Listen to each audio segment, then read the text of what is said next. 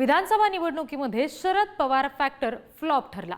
विधानसभेच्या 86 जागा लढवून फक्त 10च उमेदवार त्यांचे विजयी होऊ शकले। विदर्भ आणि मुंबईमध्ये शरद पवारांच्या राष्ट्रवादीचा अक्षरशः सुपडा साफ झाला। साताऱ्यासारख्या बालेकिल्ल्यात सुद्धा शरद पवारांना एकही जागा मिळाली नाही। ठाणे, उत्तर महाराष्ट्र, मराठवाड्यात शरद पवारांचा फक्त एकेका जागेवर विजय झाला।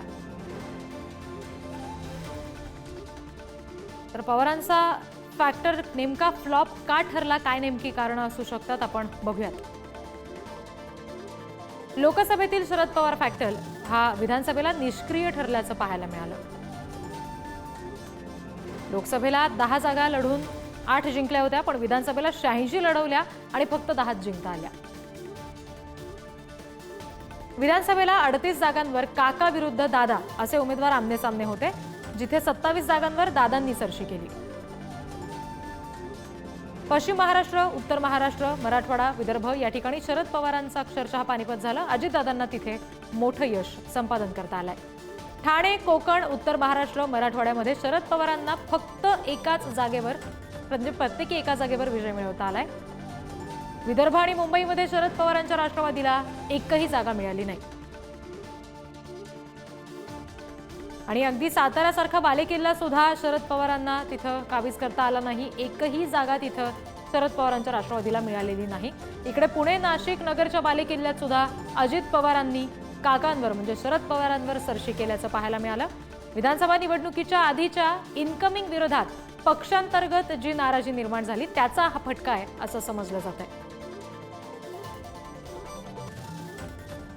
आणि पक्षफुटीनंतरच्या शरद पवार यांच्या भावनिक राजकारणाची तीव्रता लोकसभेनंतर कमी झाली, हा सुद्धा एक मुद्दा चर्चेत येतोय। महायुतीचं जे नरेटिव्ह होतं त्याला काउंटर करण्यात शरद पवार यांच्यासह संपूर्ण महाविकास आघाडीच अपयशी ठरल्याचं बोललं जात आहे। प्रचारामध्ये शरद पवारांप्रमाणे दुसरा प्रभावी चेहरा नव्हता, म्हणजे जयंत पाटील, सुळे, आव्हाड, कोल्हे यांना काही मर्यादा होत्या आणि त्याचा सुद्धा फटका बसला, ज्यामुळे शरद पवार फॅक्टर जो लोकसभेला प्रचंड चालला तो विधानसभेला मात्र फ्लॉप झाला। आणखी तपशील आपण घेणार आहोत प्रतिनिधी बालाजी पोद्दार यांच्याकडून। बालाजी, आपण नेमकी कारणं बघितली की काय नेमकी कारणं असू शकतात शरद पवार फॅक्टर फ्लॉप होण्यामागे, पण नेमक्या अशा कुठल्या मतदारसंघ आहेत, कुठल्या अशा जागा आहेत जिथे विशेषतः संधी होती किंवा बालेकिल्लाच होता पण तरी सुद्धा शरद पवारांची हार पाहायला मिळाली?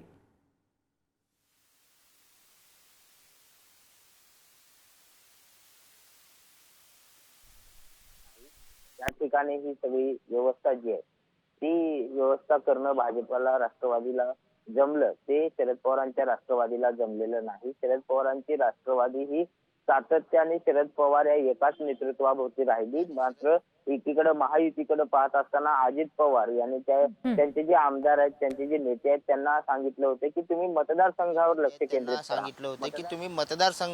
केंद्रित करा, मतदारसंघाच्या बाहेर काहीच बघू नका, पक्षाची सगळी जबाबदारी माझ्यावर द्या। आणि अजित पवार हे स्वतः एकटे सगळीकडे प्रचाराला जात होते, मात्र जे प्रमुख नेते होते त्यांना मतदारसंघात राहण्यास सांगितलेलं होतं, त्याचा परिणाम सुद्धा दिसला। त्याचबरोबर लाडकी बहीण योजना असेल, शरद पवार यांच्या पक्षात झालेलं इनकमिंग हे फार महत्त्वाचं होतं। लोकसभेनंतर शरद पवारांच्या पक्षाचा जो स्ट्राईक रेट वाढला होता, त्यानंतर पक्षाच्या वरिष्ठाशी बोलण्यासाठी कार्यकर्त्यांना काही मर्यादा होत्या। ज्या भावना कार्यकर्त्यांच्या पोहोचायच्या होत्या त्या शरद पवारांपर्यंत पोहोचवत नव्हत्या, अशी आता चर्चा सुरू झालेली आहे। आणि कुणालाही विश्वासात न घेता, स्थानिक पदाधिकाऱ्याला विश्वासात न घेता येणारे इनकमिंग, त्यामुळे सुद्धा मोठी नाराजी जी आहे ती शरद पवारांना भोगावी लागली। मराठवाडा सुद्धा शरद पवारांना नेहमी साथ देतो, मात्र महाराष्ट्रामध्ये अजित पवार यांना 11 जागा आहेत, उत्तर महाराष्ट्रात 12 जागा आहेत, मराठवाड्यात 6 जागा आहेत। अशा पद्धतीने मराठवाड्यात 8 जागा आहेत, विदर्भात 6 जागा आहेत। अशा पद्धतीने अजित पवारांनी आपलं नेतृत्व जे आहे ते सिद्ध केलेलं आहे आणि आपल्या नेतृत्वासोबत असलेल्या सगळ्या नेत्यांचं सुद्धा नेतृत्व सिद्ध केल्याचं पाहायला मिळतं। निश्चित, धन्यवाद बालाजी दिलेल्या या सगळ्या माहितीसाठी।